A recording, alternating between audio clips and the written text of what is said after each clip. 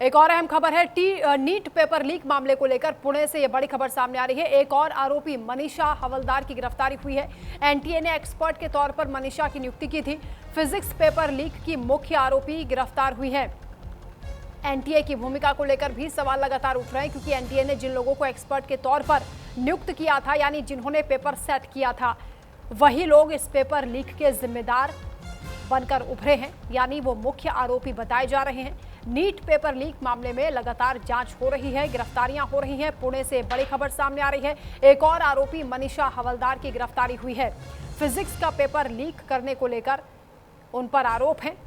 NTA ने बतौर expert के तौर पर उनकी नियुक्ति की थी।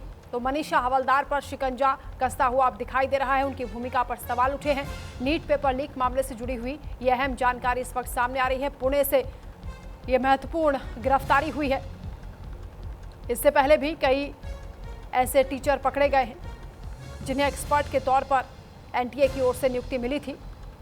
अब एनटीए की भूमिका पर ही सवाल उठने लगे हैं। हालांकि छात्र लगातार पेपर लीक के बाद से ही आक्रोश जता रहे हैं। एनटीए को खत्म करने की मांग की जा रही है। उनकी जगह पर एक नई संस्था बनाने की मांग हो रही है, लेकिन सरकार की ओर से ये क्लियर कर दिया गया है कि अभी कोई बदलाव नहीं होगा। मुरारी सिंह संवाददाता इस वक्त हमारे साथ जुड़ रहे हैं। मुरारी, पुणे से जो मनीषा हवलदार की गिरफ्तारी हुई है, इनके बारे में क्या डिटेल्स आ रही हैं, क्या भूमिका रही पेपर लीक के मामले में और किस तरीके से कार्रवाई अब आगे बढ़ी है?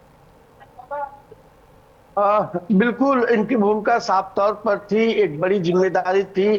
फिजिक्स के ऑनलाइन ऑफलाइन की पूरी कमान जो है कि इनके हाथ में थी। और जिस तरीके से कि न्यूज इंडिया ने पहले ही दावा किया था कि कुलकर्णी की जो गिरफ्तारी है, पूछताछ में कई जो है कि नाम सामने आए हैं, तो उसमें एक मनीषा संजय हवलदार का नाम सामने आया है, जो इन दिनों पुणे के बाजार पेट में ड्यूटी पे तैनात थी। और कुलकर्णी के अलावा अन्य लोगों से पूछताछ के बाद जब मोबाइल चेट और अन्य सबूत सीबीआई के हाथ लगे, तो सीबीआई जो है उसे जो है गिरफ्तार की है। अब देखना ही होगा कि उसके साथ और कुल कितने लोग थे, क्योंकि एक एक नाम करके कुल सामने आ रहा है। और अब तक पुणे से इस पूरे मामले में चौथी गिरफ्तारी मानी जा रही है। और मुख्य आरोपियों में जो मनीषा संजय हवलदार है, इसे माना जा रहा है। जी बिल्कुल, इससे पहले भी पुणे से गिरफ्तारियां हो चुकी हैं। पीवी कुलकर्णी की गिरफ्तारी हुई थी और भी कई लोगों पर शिकंजा कसा गया है। क्या लग रहा है कि सीबीआई की जांच कब तक पूरी हो जाएगी, रिपोर्ट कब तक आ सकती है?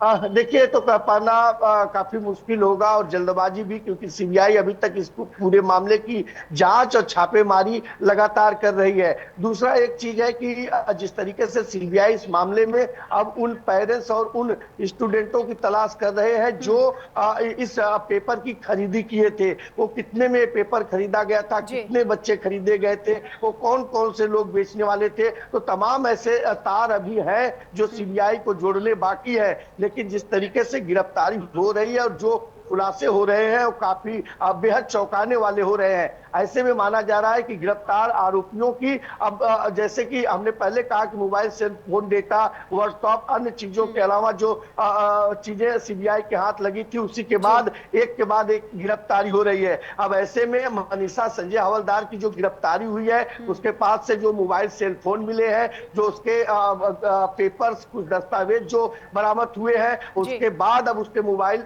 सेल फोन से सारे डेटा खंगाले जाएंगे कि ये पेपर, ये प्रश्नावली किन किन लोगों के पास भेजी गई थी। साथ ही साथ वो बैंक बिल्कुल मुरारी, ये बड़ी जाएंगे। गिरफ्तारी है और उम्मीद की जा रही है कि सनसनीखेज खुलासे अब इस मामले में होंगे। बहुत शुक्रिया तमाम जानकारी के लिए।